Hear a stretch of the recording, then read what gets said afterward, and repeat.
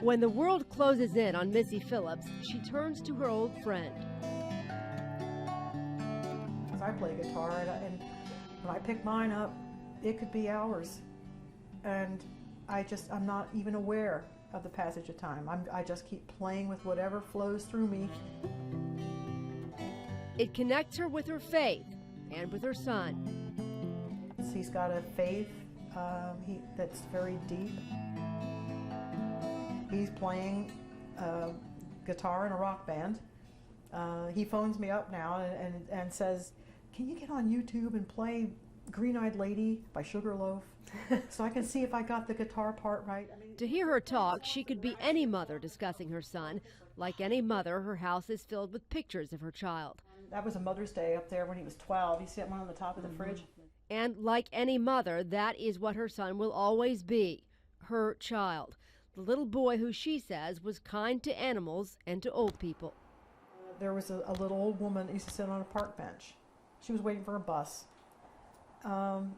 Josh would say to me the first time that we saw her, "Mama, she's there a lot, and she just kind of sits there. Doesn't she look lonely?" And he says, "Would you mind if I go and talk to her a few minutes?" But things like that, as nice as they are to remember, that's got to be the type of stuff that can drive you crazy when you're going over in your head. How could something this insane involve your son? I know. And that's where I've had to learn to compartmentalize a lot, because I really did feel it at one point that I was going to lose my mind. It was 1 week after Maddie Clifton had gone missing when Missy Phillips discovered the 8-year-old's body under her son's waterbed. She would never be just any mom again. In an internet blog written several years ago, she recalls praying to die on the spot. As a mother, you felt tremendous guilt yourself over all this. Yes, I did. And I sometimes still do. I try not to. So many of my friends keep saying it's not your fault. In fact, Josh is the one who told me so many times, "Mom, it's not anything you did do, and it's not anything you didn't do. It's not your fault." But it's hard to accept. It took Missy several years before she could visit Maddie's grave. She feels a strong connection to Maddie's mom, Sheila Clifton, something Sheila acknowledges as well. She's a mom like me. She's a mother, and she's a very caring person, and I feel for her as she does for me. I think of it as a bridge of sorrow that connects our lives, that we can go only so far. We can meet maybe in the center of that bridge, but I can't fully cross to her side, and she cannot cross to my side.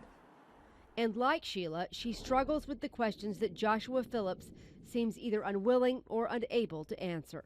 Do you think it's possible he just doesn't know why? It could be. I don't know. I'm at a loss, because I wish I knew, and so many times when I was trying to force it out of him in a way, I just kept nagging him all the time, and I always would say, "Josh, it's not ever going to change how I feel about you. I'm always going to love you. I am always going to be here for you. You can't tell me anything that is going to change the way I feel." But he just can't go there. Has he ever expressed remorse about any of this? Yeah, of course. he's I think that's part of why he can't talk about it. He wishes with me that we could undo the unchangeable. I don't know that I can even face him knowing what he did. My anger, One of these days I'll be able to, I'm hoping, before I meet my Maker, can forgive him. In some ways I feel like it's not in me to say, I forgive you for what you did. No, ma'am. What he did was the worst thing anybody's ever done to me in my whole life. Missy Phillips would never argue that last point. She too has been a victim of her son's terrible act. Still, she has a mother's faith. What is your dearest hope for how all this comes out? I want Josh to be able to come home someday. I want him to not think he was worthless, to be thrown away.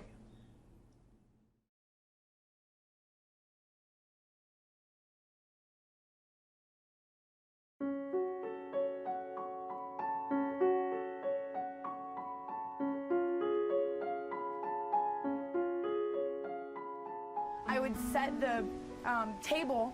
My parents asked me to set the table, and I remember the first month or two, I would set 4 plates out. And I was like, oh, there's only 3 of us. Jessie Clifton says she'll never fully recover from her little sister's murder. She still recalls the fear of having to face Maddie's killer in court. I remember testifying. I remember being scared half to death. I mean, facing him was scary. But I just remember my knees just shaking and stuttering. I was terrified. Jessie was just 11 then and not allowed to watch the trial beyond her testimony. It was only recently that she found out the horrible nature of her sister's death. I found out maybe about a year ago. To my knowledge, nothing, she got killed and that was it. I don't know how, I don't know what. And when I read those court papers, I was very, very upset, and I was hurt and having bad dreams. Maddie Clifton was bludgeoned and stabbed repeatedly. Jurors in the case saw those graphic photos. In fact, it was the nature of the murder itself that convinced State Attorney Harry Shorstein to try Joshua Phillips as an adult. This is a case about the brutal first-degree murder of an 8-year-old child. The fact that a 14-year-old neighbor and friend could commit such a crime was almost as shocking as the murder itself, almost impossible to believe. I can't either. I mean, it's unfathomable to me. There was no one more shocked than me. Still, Josh's mother contends no matter how horrible the crime, a 14-year-old is not an adult. We've got 12-year-olds being tried and convicted as adults. Are you going to have an 8-year-old now in life for prison without parole? I just need for people to know that he isn't the monster that they might think that he is or was. I think that however it happened, something horrible happened out of the realm of his ability as a child to cope with. And I believe that we need to really evaluate our system, the juvenile system. I don't believe the answer is to constantly lower the age that that we throw kids away. And she has what may seem like an unlikely ally. It was an awful crime, but I hate to see a young man forfeit the rest of his life. There was some indication that Nat Glover was sheriff during the Maddie Clifton case. He saw everything. He says 2 lives were lost that day. When you have crimes committed by children, this whole notion of certification as an adult is something that we should be very, very careful with. It would be a good idea sometime to get out of the emotion and the immediacy of the incident and think about it in a more sober environment before you decide to do that. After a period of time, we might be able to recover him.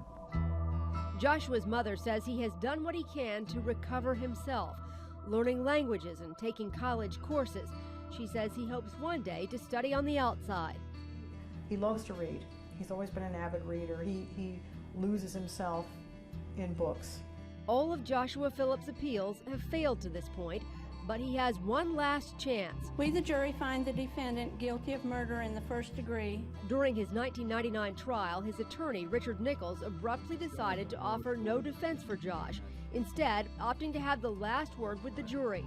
The arguments he presented, it was later learned, came from another unsuccessful closing argument he'd made for another client. Josh's current attorney will argue he was incompetent. That's the final appeal, basically. Right. Is that right? Yes. And Richard Nichols himself even told us that that was the best chance for Josh. Because you're going to have to, at some point, hire an attorney to prove I didn't do my job. And he said, I won't stand in the way of that. We'll never know if he would have or not. Richard Nichols has since died. Do you think he'll get a new trial? I believe he's got to. I have to believe that. I have to have the faith that the right things are going to happen this time. Because they didn't the first time. Jesse and Sheila Clifton believe Joshua Phillips is right where he should be. He took such a precious Yeah, I mean, thing from us. he took my best friend, though, you know, the one that's just the closest person in your life is your sibling. And no matter what you go through, no matter how many fights you get in, you're stuck with her. I will never be an aunt. We don't hate him, we hate what he did.